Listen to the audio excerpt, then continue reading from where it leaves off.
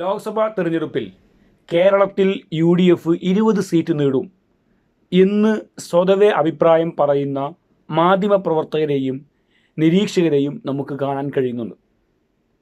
അവർ തെരഞ്ഞെടുപ്പ് പ്രചരണ വേളകളിൽ വിവിധ മണ്ഡലങ്ങളിൽ വിവിധ പ്രദേശങ്ങളിൽ സന്ദർശനം നടത്തി അവിടുത്തെ ജനങ്ങളുടെയും അവിടുത്തെ പ്രചരണത്തിൻ്റെ രൂപവും മറ്റു എല്ലാ കാര്യങ്ങളും അതുപോലെ തന്നെ മണ്ഡലത്തിൻ്റെ സ്വഭാവവും എല്ലാം പരിഗണിച്ചുകൊണ്ടാണ് ഇത്തരത്തിൽ ഒരു അഭിപ്രായ പ്രകടനം നടത്തുന്നത്. അതായത് UDF 20 സീറ്റ് നേടിയാലും അത്ഭുതപ്പെടാനില്ല എന്നുള്ളതാണ്. എന്നാൽ അവരൊക്കെ പറയുന്നത് 16 മുതൽ 16, 17 അല്ലെങ്കിൽ 18 സീറ്റുകളാണ് UDFന് പറയുന്നത് എങ്കിൽ പോലും 20 സീറ്റ് നേടിയാലും അത്ഭുതപ്പെടാനില്ല എന്നാണ് അവർ പറയുന്നത്. അതിനവർ പ്രധാനമായിട്ടും പറയുന്ന കാരണം കേരളത്തിൽ യഥാർത്ഥത്തിൽ ഈ തെരഞ്ഞെടുപ്പിൻ്റെ മാസങ്ങൾക്ക് മുമ്പുള്ള സ്ഥിതിവിശേഷം പരിശോധിച്ചാൽ അത് എനിക്കും തോന്നിയിട്ടുള്ള കാര്യമാണ്.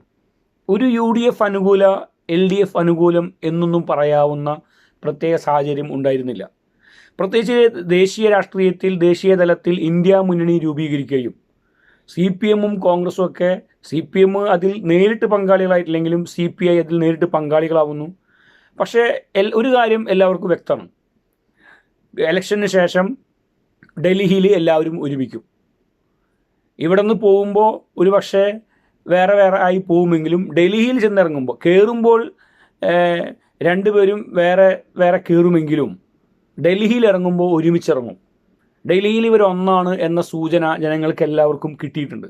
അപ്പോൾ അങ്ങനെ വരുമ്പോൾ LDFന് വോട്ട് ചെയ്താലും UDFന് വോട്ട് ചെയ്താലും പ്രത്യേകിച്ചിട്ട് മാറ്റങ്ങളൊന്നും ഉണ്ടാവാൻ പോകുന്നില്ല. രണ്ടിന് ചെയ്താലും അവരുദ്ദേശിക്കുന്ന ഫലം കേരളത്തിലെ മതനിരപേക്ഷ സമൂഹത്തിന് അല്ലെങ്കിൽ കേന്ദ്രത്തിൽ ഒരു BJP വിരുദ്ധ ഗവൺമെൻറ് വരണം എന്ന് ആഗ്രഹിക്കുന്ന വോട്ടർമാർക്ക് LDFന് വോട്ട് ചെയ്താലും UDFന് വോട്ട് ചെയ്താലും ഈ തെരഞ്ഞെടുപ്പിൽ ഒരു പ്രയാസം ഉണ്ടായിരുന്നില്ല. പക്ഷേ എന്തുകൊണ്ടാണ് എന്നിട്ടും LDFന് അനുകൂലമായി ജനങ്ങൾ വോട്ട് ചെയ്തില്ല എന്നുള്ളതാണ്. അതാണ് പരിശോധിക്കുന്നത്. അതിന് പ്രധാന കാരണമായിട്ട് ഈ രാഷ്ട്രീയ നിരീക്ഷകരും മാധ്യമപ്രവർത്തകരൊക്കെ പറയുന്നത് CPMൻ്റെ ഭരണത്തിനെതിരായിട്ട് നിലനിൽക്കുന്ന വലിയ തരത്തിലുള്ള ജനവികാരമാണ്. ആ ജനവികാരം ഒരുപക്ഷെ CPMന് വേണ്ടി രണ്ടാം പിണറായി സർക്കാരിനെ അധികാരത്തിലെത്തിക്കാൻ പോളിംഗ് ബൂത്തിൽ വന്ന് ക്യൂ നിന്ന് വോട്ട് ചെയ്ത വോട്ടർമാർക്കിടയിലാണ് ഈ ഗവൺമെൻറ്റിനോടുള്ള ഏറ്റവും വലിയ അധികം വിരോധമുള്ളത്. കാരണം കേരളത്തിൻ്റെ പൊതുവെ ചരിത്രം എന്ന് പറയുന്നത് ഭരണമാറ്റമാണ്. 5 കൊല്ലം കൂടുമ്പോൾ ഭരണം മാറും. അങ്ങനെ മാറ്റി എന്ന് ആശ്വസിച്ച് ഇരിക്കാനെങ്കിലും വോട്ടർമാർക്ക് അവകാശമുണ്ടായിരുന്നു. എന്നാൽ ഇത്തവണ ഒരു അബദ്ധം ചെയ്തു. നിലവിലുള്ള ഗവൺമെൻറ്റിനെ തന്നെ വീണ്ടും ഭരിക്കാൻ വിട്ടു കേരളത്തിലെ ജനങ്ങൾ. അങ്ങനെ വോട്ട് ചെയ്യാൻ തീരുമാനിച്ച വോട്ടർമാരാണ് യഥാർത്ഥത്തിൽ ഈ പിണറായി ഗവൺമെൻറ്റിനെതിരെ തിരിഞ്ഞിട്ടുള്ളത്. അവരുടെ വലിയ ജനവികാരം ഉണ്ടായിട്ടുണ്ട്. അതുപോലെ തന്നെ പാർട്ടി പ്രവർത്തകന്മാരായിട്ടുള്ള നിരവധി ആളുകൾ ഈ ഭരണത്തിനെതിരെയുള്ള വികാരം കാരണം കൊണ്ട് വോട്ട് ചെയ്യാൻ പോലും പോയിട്ടില്ല എന്നാണ്.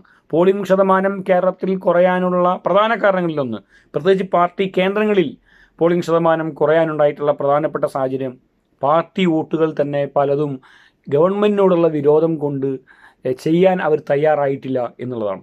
യഥാർത്ഥത്തിൽ നിങ്ങൾ നോക്കൂ, ഞാൻ നേരത്തെ സൂചിപ്പിച്ച പോലെ നമ്മൾ ഈ നിരീക്ഷകരും വിമർശകരൊക്കെ മാറ്റി നിർത്തി നോക്കിയാൽ ഈ തെരഞ്ഞെടുപ്പിൽ ലോക്സഭാ തെരഞ്ഞെടുപ്പിൽ LDFന് ഒരു 8 സീറ്റെങ്കിലും ലഭിക്കാനുള്ള സാഹചര്യം ഉണ്ടായിരുന്നു. അതിൻ്റെ പ്രധാന കാരണം ദേശീയ തലത്തിൽ ഇന്ത്യ മുന്നണി ഉണ്ടാവുന്നു. UDFന് വോട്ട് ചെയ്താലും LDFന് വോട്ട് ചെയ്താലും ഒരേ സാഹചര്യമാണെന്നിരിക്കെ ഒരു അസാധാരണമായിട്ടുള്ള ന്യൂനപക്ഷ കൺസോൾട്ടേഷൻ മുസ്ലിങ്ങളും ക്രിസ്ത്യാനികളും അതുപോലെ തന്നെ നിഷ്പക്ഷരായിട്ടുള്ള മതേതര വിശ്വാസികളൊക്കെ ഒരൊറ്റ UDFന് തന്നെ വോട്ട് ചെയ്യണമെന്ന് നിർബന്ധം ഇത്തവണ അല്ല. കാരണം LDFും ഇതിൻ്റെ ഭാഗമായിട്ടുണ്ടാകും എന്ന് കൃത്യമായിട്ടുള്ള സൂചന മാസങ്ങൾക്ക് മുമ്പ് തന്നെ ഇന്ത്യ മുന്നണി എന്ന രൂപീകരണത്തിലൂടെ ജനങ്ങൾക്ക് ലഭിച്ചിട്ടുണ്ടായിരുന്നു. എന്നിട്ടും ഈ നിലയിലേക്ക് CPM പ്രതിരോധത്തിൽ പോകാനുള്ള കാരണം LDFനെതിരായി നിലനിൽക്കുന്ന ജനങ്ങൾക്കിടയിൽ നിലനിൽക്കുന്ന അവിശ്വാസം. ഇവിടെ 20 സീറ്റ് UDF നേടിയാൽ അതൊരിക്കലും UDFൻ്റെ ഗുണമല്ല. UDFൻ്റെ സംഘടനാ സംവിധാനം, പ്രത്യേകിച്ച് കോൺഗ്രസ് പാർട്ടിയുടെയൊക്കെ സംഘടനാ സംവിധാനം പലയിടങ്ങളിലും ദുർബലമായിരുന്നു.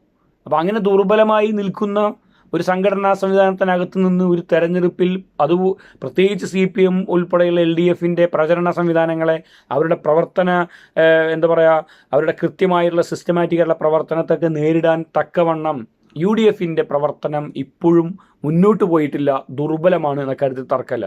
പക്ഷേ എന്തുകൊണ്ട് UDFന് ഒരുപക്ഷെ 20 സീറ്റും ജയിക്കാം എന്ന് പ്രവചിക്കുന്നു എന്ന് നോക്കിയാൽ അത് LDF ഗവൺമെൻറ്റിനെതിരായിട്ടുള്ള ജനവികാരമാണ്. ഒരു കാര്യം ഉറപ്പാണ്, ആറ്റിങ്ങൽ ഇപ്പോഴും വിജയിക്കുമെന്ന് ഉറപ്പ് പറയാൻ ഇടതുപക്ഷത്തിന് കഴിയുന്നില്ല. മാവേലിക്കര അതുപോലെ തന്നെ മാവേലിക്കരയൊക്കെ അവിടുത്തെ MPക്കെതിരായിട്ട് വലിയ എതിർപ്പ് ജനങ്ങൾക്കിടയിലുണ്ട്. അത് മുതലെടുക്കാൻ ഇടതുപക്ഷത്തിന് കഴിയാതിരുന്നതിൻ്റെ പ്രധാനപ്പെട്ട കാരണം സംസ്ഥാന ഗവൺമെൻറ്റിനെതിരായിട്ടുള്ള വികാരം. 8 മാസത്തെ പെൻഷനാണ് കൊടുക്കാനുള്ളത്, കുടിശ്ശികൾ. അതിൽ 2 മാസത്തെ കൊടുത്തതിന് ശേഷം അത് തെരഞ്ഞെടുപ്പ് ആയുധമാക്കിയാൽ കേരളത്തിലെ ജനങ്ങൾ വിശ്വസിക്കുമോ? അപ്പോൾ അതുകൊണ്ട് തന്നെ മാവേലിക്കര ഉൾപ്പെടെ ആലത്തൂരും പാലക്കാടും ഒക്കെ ഉറപ്പിച്ച് പറയാൻ ഇപ്പോഴും CPMന് കഴിഞ്ഞിട്ടില്ല ജയിക്കുമെന്ന്. അതിൻ്റെ പ്രധാനപ്പെട്ട കാരണം അവിടെയൊക്കെ ജയിക്കാനുള്ള സാഹചര്യം ഉണ്ടായിരുന്നു, അവിടെയൊക്കെ ഇടതുപക്ഷ വോട്ടുകൾ തന്നെ കൃത്യമായിട്ടുണ്ട്. എന്നിട്ടും അവിടെ ജയിക്കുമെന്ന് ഉറപ്പ് പറയാൻ കഴിയാത്തത് സംസ്ഥാന ഗവൺമെൻറ്റിനെതിരായിട്ട് ജനങ്ങൾക്കിടയിൽ നിലനിൽക്കുന്ന വലിയ ജനവികാരമാണ്. നവോത്ഥാന സദസ്സ് ഉൾപ്പെടെ നടത്തിയത് തിരിച്ചടിയായി ഈ ഗവൺമെൻറ്റിന് മാറി എന്ന് വേണം കണക്കാക്കാൻ. ഏതായാലും ആറ്റിങ്ങൽ അതുപോലെ തന്നെ മാവേലിക്കര, ആലത്തൂര്, പാലക്കാട്, കണ്ണൂർ ഉൾപ്പെടെയുള്ള പ്രദേശങ്ങൾ, അതുപോലെ കാസർഗോഡ് പോലെയുള്ള പ്രദേശങ്ങളിൽ CPM ഇപ്പോഴും അവർ ജയിക്കുമെന്ന് പറയുന്നുണ്ടെങ്കിലും അവർക്ക് ഉറപ്പ് പറയാൻ കഴിയുന്നില്ല. നിങ്ങൾ നോക്കൂ, 2014 തെരഞ്ഞെടുപ്പിലും അതിനു മുമ്പുള്ള തെരഞ്ഞെടുപ്പുകളിലൊക്കെ UDF അനുകൂലം ഉണ്ടാകുമ്പോൾ പോലും 16 സീറ്റിന് മുകളിലേക്ക് കൃത്യമായി UDFന് പോകാൻ കഴിഞ്ഞിരുന്നില്ല. എന്നാൽ ഇപ്പോഴും വലിയ ഒരു രാഹുൽ തരംഗമോ മറ്റോ ഇല്ലെങ്കിൽ പോലും 20 സീറ്റും UDF നേടിയാൽ അത്ഭുതപ്പെടാനില്ല എന്നാണ് വിലയിരുത്തപ്പെടുന്നത്. അതിനൊരു രാഷ്ട്രീയമായ ഏതെങ്കിലും നിറം ആ പ്രചരണത്തിന് നൽകേണ്ട കാര്യമില്ല. ദേശീയ മാധ്യമങ്ങൾ പോലും തെരഞ്ഞെടുപ്പിന് മുമ്പ് അത് പ്രചരിച്ചതാണ്, അത് പ്രവചിച്ചതാണ്. അപ്പോൾ അതുകൊണ്ട് ഇവിടെ കൃത്യമായിട്ടും ഒരു 20 സീറ്റിലേക്ക് അല്ലെങ്കിൽ 17-18 സീറ്റിലേക്ക് പോകുന്ന സാഹചര്യം ഉണ്ടാകുന്നു. അത് 19ൽ നിന്ന് UDFന് ഒരു സീറ്റ് കുറഞ്ഞാൽ അത് UDFൻ്റെ പരാജയമാണ് എന്ന് വിലയിരുത്തുന്ന ആളുകളുണ്ട്. യഥാർത്ഥത്തിൽ അങ്ങനെയല്ല വിലയിരുത്തേണ്ടത്. കാരണം ഈ തെരഞ്ഞെടുപ്പിൽ 12 സീറ്റിലേക്കെങ്കിലും UDF താഴേണ്ടതും ഒരു 8 സീറ്റെങ്കിലും LDFന് പിടിച്ചെടുക്കാൻ കഴിയുന്ന സാഹചര്യം തെരഞ്ഞെടുപ്പിൻ്റെ മാസങ്ങൾക്ക് മുമ്പുണ്ടായിരുന്നു. പക്ഷേ ഗവൺമെൻറ്റിനോടുള്ള ജനങ്ങളുടെ എതിർപ്പ് മൂലം അതൊരു പക്ഷേ UDF 12ലേക്ക് പോകേണ്ട UDF 18 അല്ലെങ്കിൽ 17-18 സീറ്റിലേക്ക് വരാനുള്ള സാഹചര്യം ഉറപ്പിച്ചു പറയുന്നു. അത് 20ലേക്കും പോകാൻ സാധ്യതയുണ്ട്. അതിൻ്റെ കാരണഭൂതരാണ് എന്ന കാര്യമാണ് ഇവിടെ സൂചിപ്പിക്കുന്നത്.